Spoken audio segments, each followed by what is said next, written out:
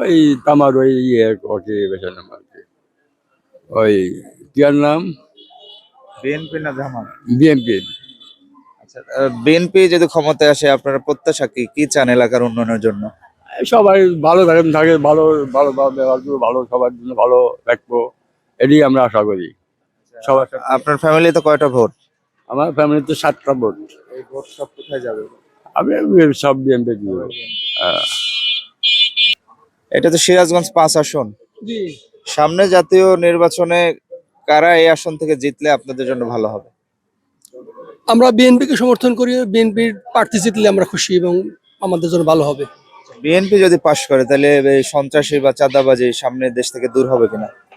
আশা তো রাখি ইনশাল্লাহ, যদি বিএনপি সরকার গঠন করে সম্ভবত চাঁদাবাজ এগুলা থাকবে না। আপনি কোনটা চাচ্ছেন? আমরা ওই ধানের শীষই চাচ্ছি ইনশাল্লাহ।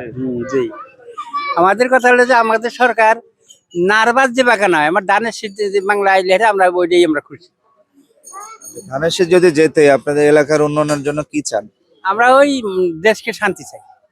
ভালোভাবে থাকতে। হ্যাঁ, আমরা গরিব মানুষ, কর্ম করে খামু, এটি আমার আশা আকাঙ্ক্ষা। সামনের নির্বাচনে কোন দলকে ভোট দিবেন? আলহামদুলিল্লাহ, আমরা বাপ দাদার আমলের থেকে বিএনপির পক্ষ আমরা ভোট দিব এবং আমরা বিএনপি করি।